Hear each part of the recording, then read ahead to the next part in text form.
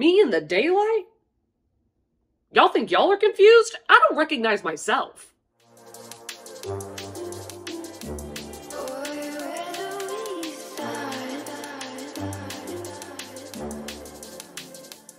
Hey guys, I wanted to pop in real quick and talk about the lovely sponsor of today's video, which is Book of the Month. Book of the Month is a book subscription service where every month they vet through hundreds of new and anticipated releases and pare it down to 5 to 7 books in varying genres. That way, each month you get the decision between those and an add-on book or two if you're feeling like it. They'll package it and send it right to your front door. And this saves you so much time, and you don't have to scour through the bookshelves or through the internet trying to figure out what's coming out and if it's going to be good. They save you all of that time and effort, and it's also insanely low prices, especially if you use my code Katie at checkout. You'll get your first book for $9.99. So the books that I picked for the month of March are Camp Zero is a sci-fi dystopia. So this is set in the near future where the world is really being hit with climate change, and there is this Camp Zero, which is an experimental American project that is very secretive, and our main characters are determined to uncover what they're doing there. And then we have The Only Survivors by Megan and Miranda, these group of high school seniors who are on a bus and it crashes into a ravine and only 9 survive. Now, a year later on the anniversary, one of them takes their own life. And then on the 10th anniversary, one of them dies and then another one goes missing. So we're trying to figure out, is somebody targeting them? Is one of them picking off the rest? And did that accident that happened 10 years ago, was it an accident? Okay, so if you want to check out Book of the Month, please use my code and save some money as well as time and hassle trying to figure out what book to pick next. Thank you so much, Book of the Month, and let's get back into the video. Hey, what's up? Hello, Katie Colson here. Welcome to, or welcome back to my channel. And in this video, we're going to talk about all of the books that I managed to read in the months of February and most of March. It's a March 20th right now, so all of that, because I've read a lot of books, and honestly, I can't wait any longer to talk about them because this video is going to be so freaking long. And you know what people say?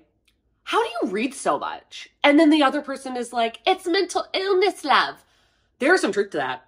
There is some factual evidence to back this up, because I have been in a rut of like not knowing what to do, not knowing what I should be doing, if I am just kind of stalwart or whatever. And I'm sure a lot of you can relate that whenever I feel this way or I'm anxious or stressed out or whatever, I obsessively read. Obsessively. And people might think like, oh my God, that's awesome. No, it's not. Because when I obsessively read, I don't make time to do anything else. All I'm doing is watching BookTube and watching declutter videos on makeup, beauty tube or whatever, because I love an unhaul, and reading books.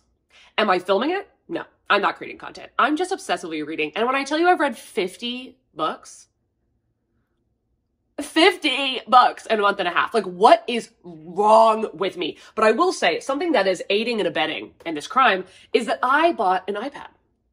And when the girls on TikTok talk about the continuous scroll, I did not know what they meant. And now I do. And it is life altering. It is life altering. Like, do you know how fast you can read when you blow up the font and do continuous scroll? I am unstoppable now. I am literally unstoppable. And I have been obsessively reading ebooks and reading manga on this. And I've read, it's embarrassing. It's so embarrassing how much I've read. So anyway, let's jump into it because you and I are about to be here for a million years. I'm gonna try to be brief, I swear, but the first book I read was one of my most anticipated releases of 2023, and that is Talia Hibbert's first YA romance, Highly Suspicious and Unfairly Cute. This is about these 2 high school students. The girl is a conspiracy theorist TikToker, and then the boy is a football player and he has OCD, and coming from somebody who has OCD, it was amazing representation.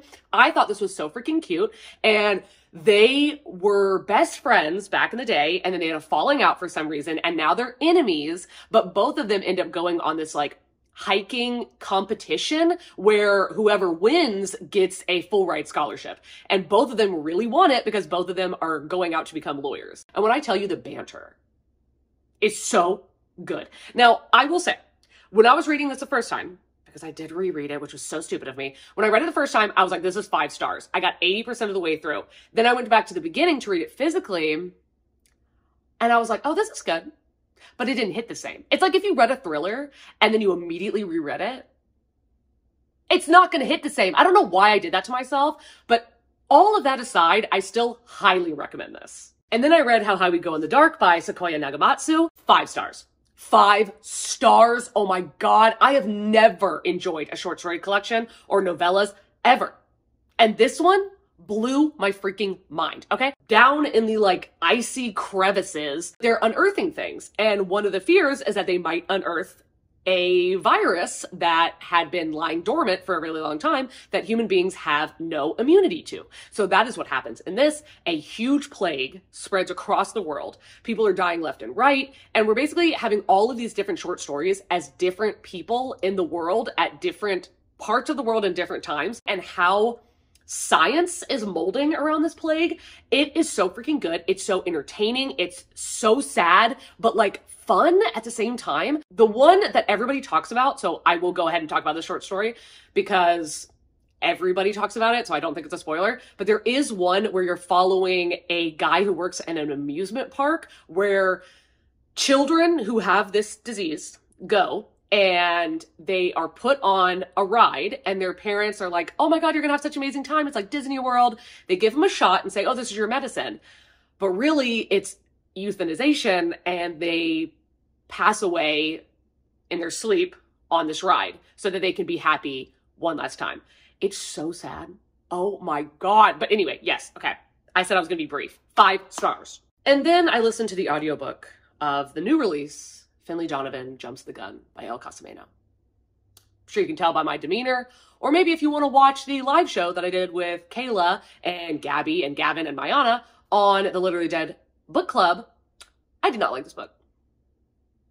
I did not like this book. This book made me angry. Okay. We're not going to go into what it's about. It's a 3rd book in a series, but here's the thing. El Casameno. What blight did I do in this life to be punished with the character of Finlay's ex-husband, Stephen? What have I done to deserve this? What have I done? He is despicable. He's disgusting. He's trash. And she makes him, like, she makes the main character sympathize for him. But Finlay won't stop thinking about him and won't stop talking to him and feeling bad for him. And it's disgusting. And then also, let's talk about why are so many men interested in Finlay? She's got all these romantic interests. She is stale ass bread. She is unsalted, unbuttered toast. But I'm like, at least Vero's funny, you know? Anyway, yeah, I didn't like this, and I will not be continuing in the series. Kiss Her Once for Me by Alison Cochrane. This is a sapphic romance where a girl last Christmas falls in love with another girl over the course of those 24 hours, but they don't see each other again, and she doesn't think she will ever see her again.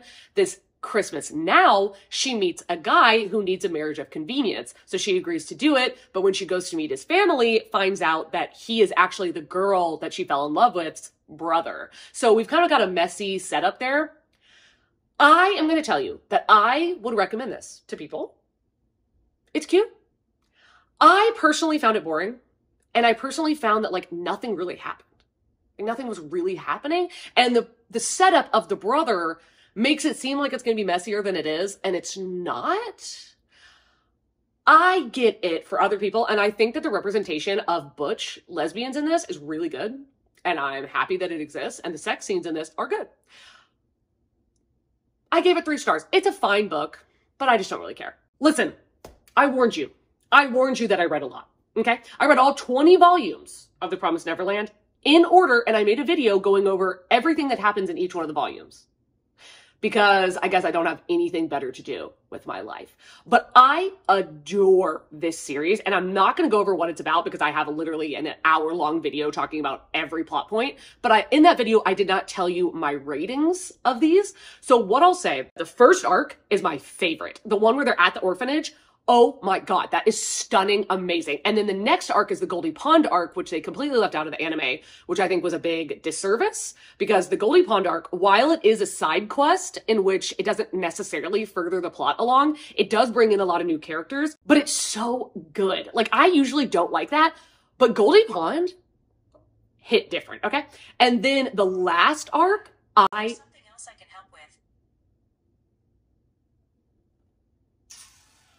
No? Okay. That was sassy.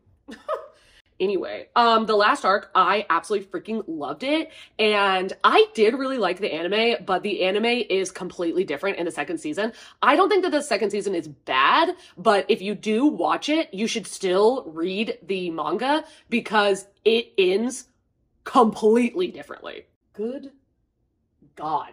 This is where we're at already. Alone with You in the Ether by Olivia Blake.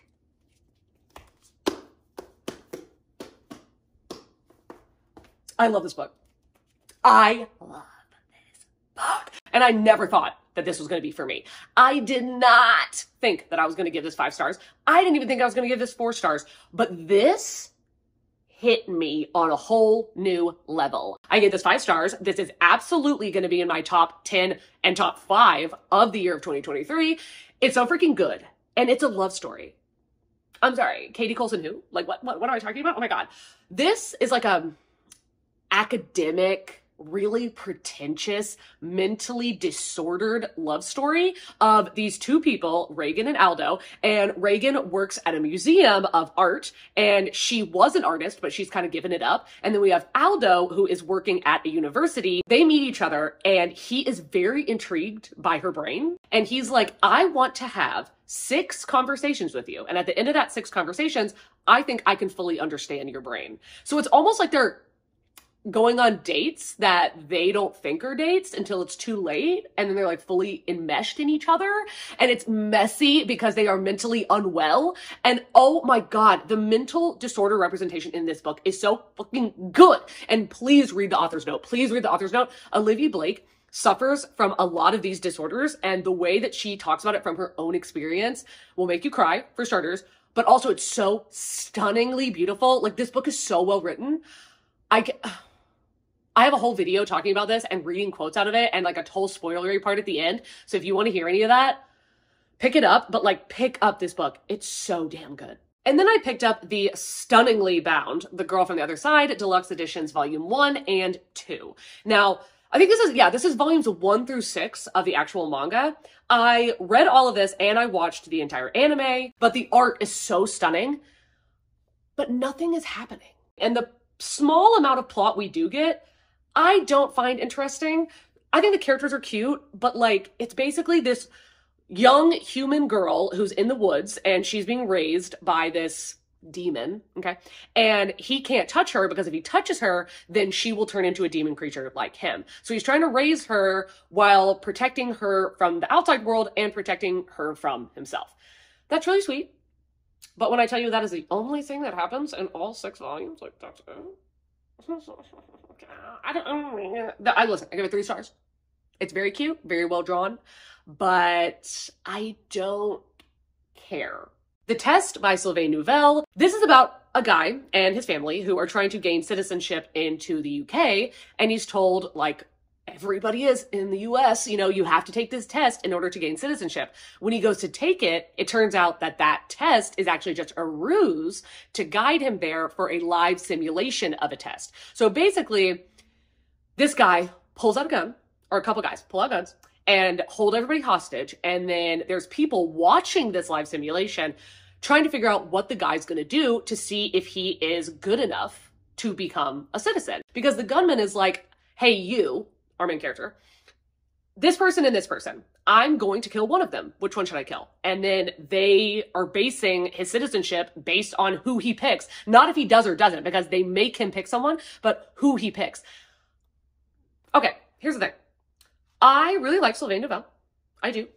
This did not do it for me because it's so far-fetched. I'm not saying I couldn't see this happening in some like messed up experiment or like torture or jigsaw, like from the Saw movie kind of thing.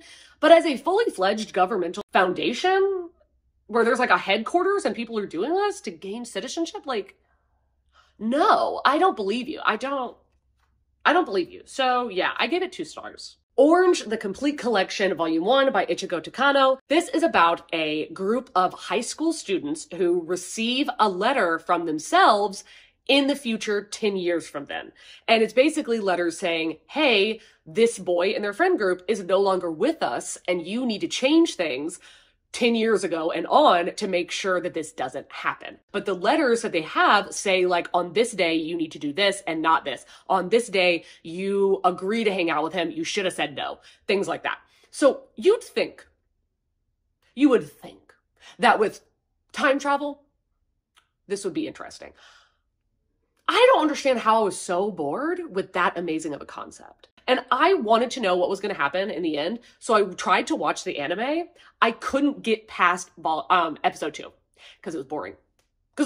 I just was bored. So I asked Gabby how it ends because I'm so sorry, Gabby. She loves this series, which that's great. I'm just not a romance girl. Okay. She loves it. She told me how it ends. That is how it ends? No.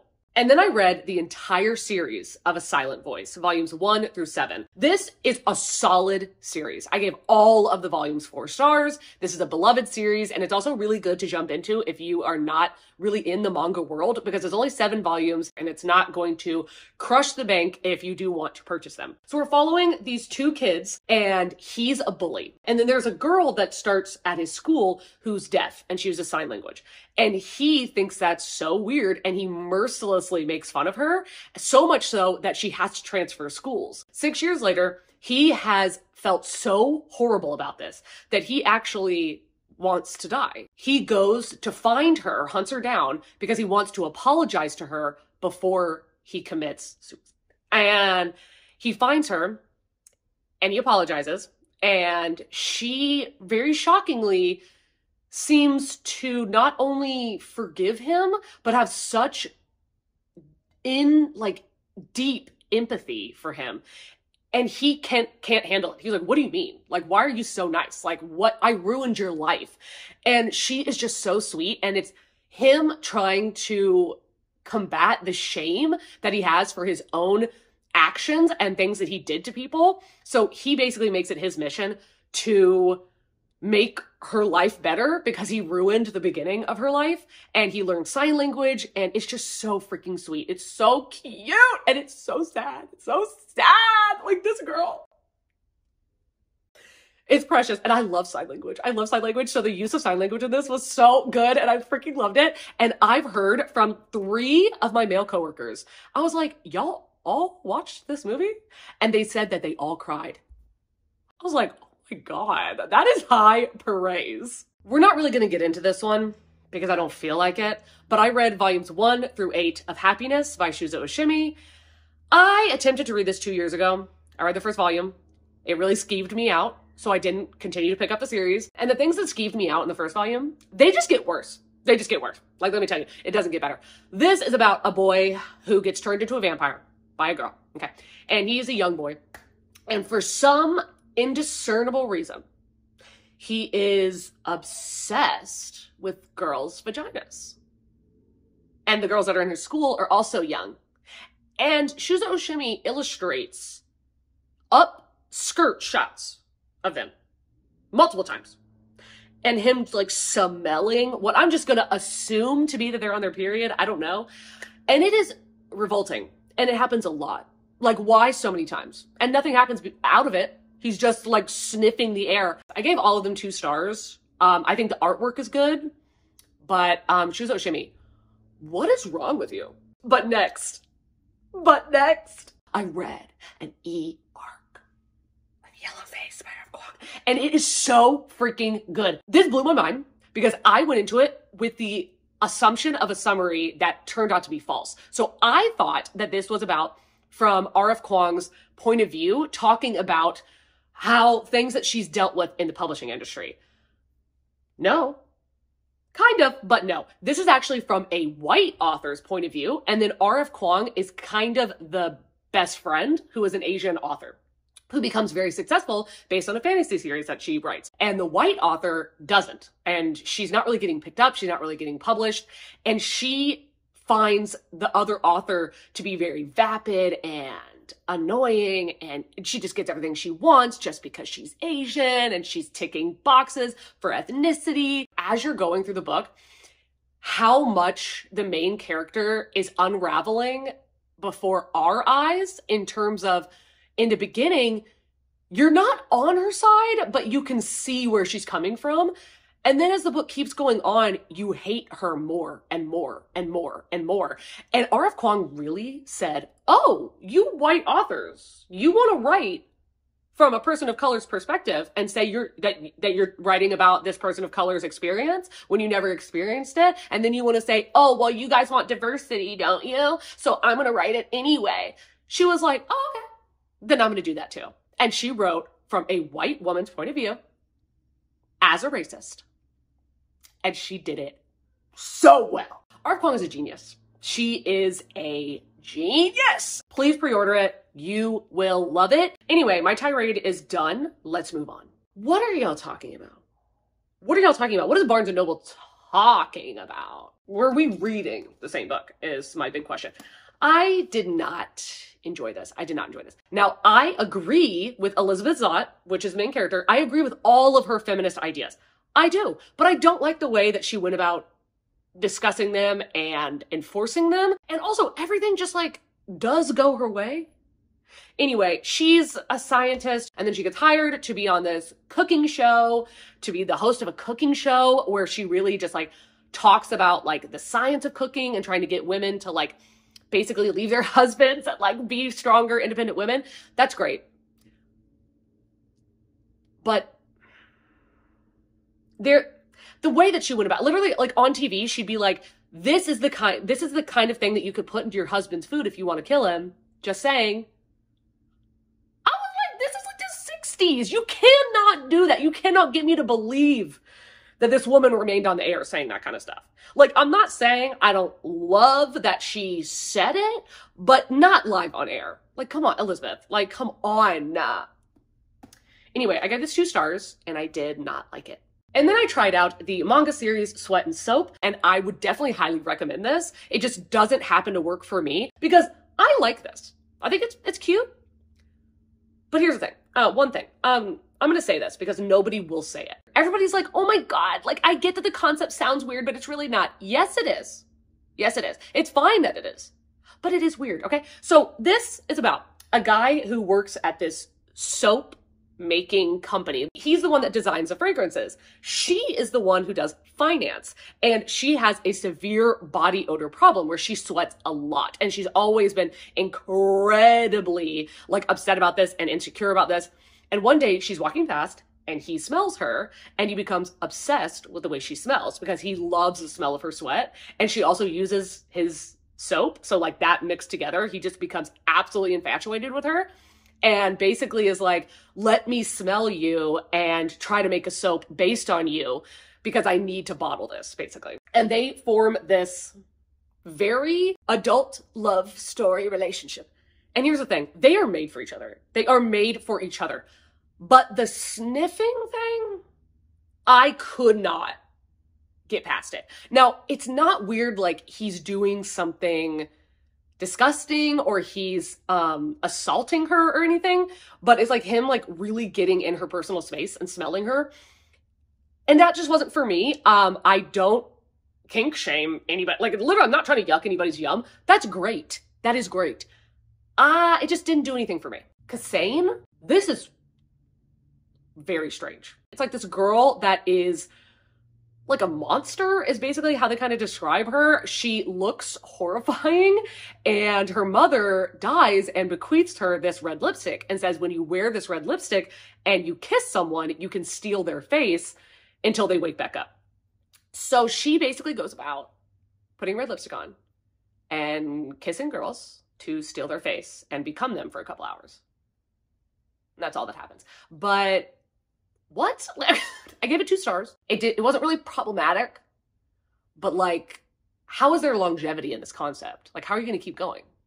I'm never going to find out. Anyway, the only other one I'm going to talk about, I swear to God, we're past manga after this. I'm not going to talk about it anymore, is I read Your Lie in April, volume 1, and I give this 3 stars. Honestly, this is more like a 3.5. I really enjoyed this. And again, this is a romance. I really enjoyed it. Not going to continue in the series, but I thought it was really cute. And it is about this boy whose mom and him were really famous pianists, but then his mom passes away and he's really depressed and he can't play the piano anymore. And this girl, who he thinks is really beautiful, she plays the violin in a very unorthodox way, and he's mesmerized by her. And she recognizes him as being this like child prodigy pianist, and she's like, I want you to accompany me at my concert. And he's like, I can't do that. I can't play anymore. And she basically like talk therapies and into doing it and performing in front of people. And it kind of pulls him out of this rut that he's been in. And it is very sweet. So yes, again, I would definitely recommend this, but I don't see myself spending money on continuing with the series, because if I'm going to put an investment like this into something, it's going to be something that I start out the gate five freaking stars. Back on our Olivia Blake train, we have La Petite Morte. This has a lot of New Orleans history. If you've ever been on a vampire tour in New Orleans, which I have been multiple times, every single thing at the beginning of this book when she's on this tour, that is said on the vampire tours. And everything that's said of the history of vampires is put into this book in some historical way, tying in with the main plot. And it's so freaking interesting. And I just love Olivia Blake so much. Here's the thing though. The main character is very boring and very pointless to the story, where the two side characters are insanely interesting, and I wanted an entire series about them. So Marissa, her grandmother has recently passed away, and she left her a letter in the will saying, I'm bequeathing you my house in New Orleans. When she goes there, this guy pops up, Jack, or Jacques, whatever, and is like, oh, now you're the keeper of this house, and you are the one who controls the doorways to let demons and monsters enter and have safekeeping here. But then it turns out that Jacques has this vampire Elizabeth, who he has been in love with and obsessed with for centuries, but they're like enemies, but they also like love each other. But it's like a Batman and like Joker kind of thing, where like they're the only person who's smart enough and strong enough to compete with each other. So they don't actually want either of them to die, but they keep like trying to kill each other. Oh, it's so hot. Oh, it's so hot. I'm obsessed. Oh my God, it was so good. But again, the main character served nothing. And then I read the ebook for The Hunger Games by Suzanne Collins, and I was so afraid that this was not going to live up to the hype. This was not going to age well. And I'm so happy to tell you that is not even close to the case. If this book was published in 2023, we would all be giving it 5 stars. Suzanne Collins did that. She did that, okay? Now, there is one thing I'm going to mention that I did not like about this book that did not age well, but everything else did. So if you don't know what this is about, what? So this is about where in the not so distant future, the world has submitted to climate change and world wars, and the sea level has gotten up so high that basically the only thing left is this one part of North America, and they have the capital in the center, and then they have 13 districts surrounding it. And each of the districts does something different. Like there's agriculture, there's coal mining, like stuff like that. Anyway, so the capital decides to keep everybody in line. They're going to hold every year the Hunger Games, where they go to each district and they have names in a pot of kids from 12 to 18. And they pull one girl name and one boy name, and they have to go compete in the Hunger Games, which is they're dropped on an island and are basically told fight to the death. And whoever wins gets to be like the hero and gets to live in riches for the rest of their life. It's so good. And we're following Katniss Everdeen, who is like the most amazing character to read from. I'm literally obsessed with her. I'm obsessed. Like she's such a Leo. She's such a Leo. I love her. And she volunteers for the Hunger Games in place of her sister, who's younger than her and would not be able to survive. And we're following her going through, forced to have to kill people in her own age that she could have been friends with. And she's also alongside Peeta Mellark, who saved her when she was younger because she was starving, and he gave her bread. And she's like, I have to kill this guy? He saved my life. Like, what am I going to do? And it's so freaking good. Now, here's the thing. Here's the thing. The one thing I didn't like about this. Rue and Thrush, they're the only Black characters that we know of as far in this series as we've gotten. The way that Rue talks about District 11 makes it seem like everyone there is Black. Their district is agriculture, and Rue says that they are in the fields all day, picking crops, gathering crops. They're not allowed to talk, really. They're not allowed to eat any of the crops, or they will be whipped publicly, and that they sing songs of their people to commiserate and to be happy. Just say they're picking cotton. Just say they're picking cotton. Just say they're slaves. Just say they're slaves. Like, say they're slaves. Just say it. Because what are you talking about? And why is no other district, nobody else talks about getting whipped? Katniss is literally like, I would fear being killed, but I didn't think that people got, like, whipped. Suzanne. Like, what? That did not age well. That did not age well. No.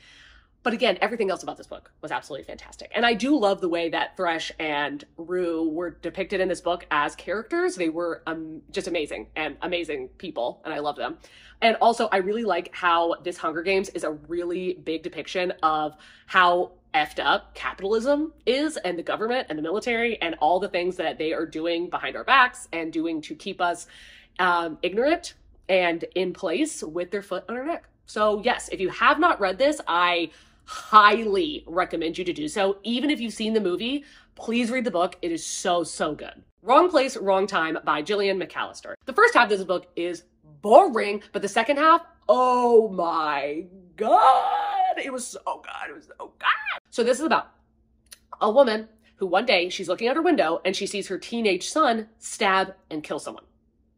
Police show up and he won't really say anything. And she's like, he's not really saying he's innocent. He's not saying why he did this. She can't get any answers from him.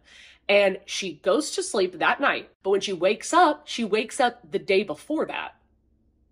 What? So she's trying to stop what's happening, but she doesn't know what's happening to her. She goes to sleep again, wakes up the day before that. And every time she goes to sleep, she'll wake up farther and farther in the past. And she's trying to figure out why her son did this and why she keeps going back in time and why it's not stopping and why, like, oh my God, it's just so wild. It's so wild. And here's the thing. The reason the first half is so boring is because this is time travel and nothing's happening. She just keeps waking up and being like, oh wow, another day. What? But then, okay, literally that second half, oh my God, the plot twist. A couple of them I called, but instead of being upset about it, I was like, yes, I did that. So yeah, I would suggest it only if you're willing to push past this much of the book. God bless. We are here at the last book.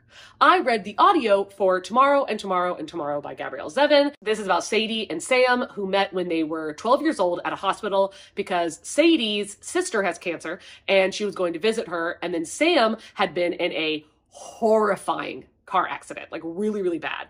And he has not spoken for 2 months since that accident. Well, Sadie stumbles upon him in his hospital and he's playing a game and she asks if she can play too. They kind of spark up a conversation about gaming because that's all he wants to talk about. He doesn't want to talk about what happened to him or his family or any of the loss that he has dealt with. And a nurse sees this and is like, how did you get him to talk? And Sadie's like, I don't know, just by being myself. And the nurse is like, can you please come back and keep continuing to visit him because he is not well and he's very depressed and I don't think he's going to make it. And I think that you can help him. So Sadie agrees. We follow them over the course of 30 or 40 years of the tumultuous friendship that they go through. And the conversation of male and females being lifetime friends is really well done in this book, but they create a game together. They create several games together. Now, I'm not saying I'm like a gamer girly, you know, but I have played some games in my day. And I was surprised at how many of the games they talk about that I have played. Namely, the one that Sadie talks about the most is Harvest Moon.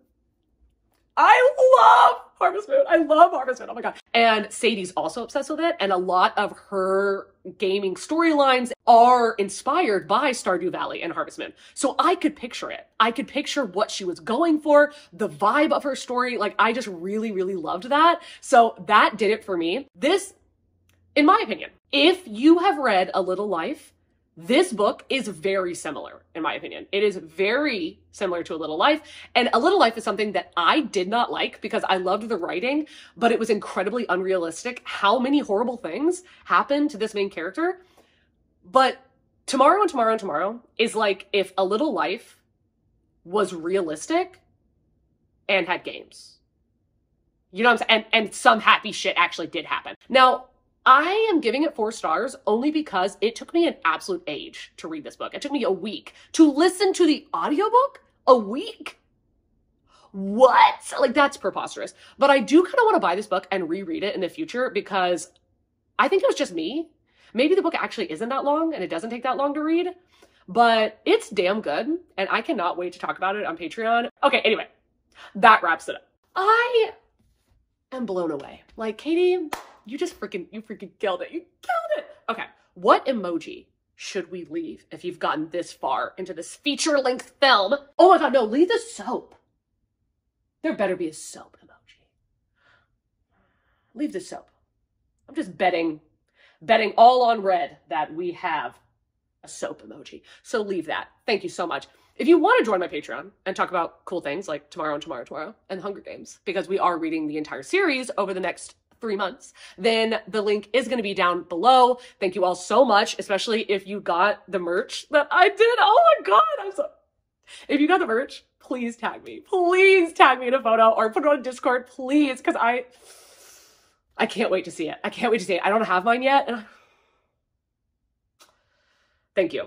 Thank you, thank you, thank you. If you want to follow me on Goodreads or Instagram, they're also going to be linked down below, as well as a myriad of other links to help support this channel in many different ways. All of that being said, have an amazing day, evening, night, dusk, dawn, whatever it is you're having in whatever part of the world you are currently having it in. And I will see you in a video coming very soon. Bye. Change, looking for pain, pulling a mob, pushing a train. I'll never stop, stick to a lane, pick up the pieces and go rearrange. I'll be the best above all the rest, put me to the test. Expect nothing less, you check as I'm chess, what's happening next? You got the venom, a tangible weapon, no coming in second. This life is a lesson, he got a new engine from pain, that's a blessing. New focus, no guessing, just bold and obsession, all in his possession. You got their attention, I leave an impression and take a redemption. Just kill, no discretion, your mind is a weapon.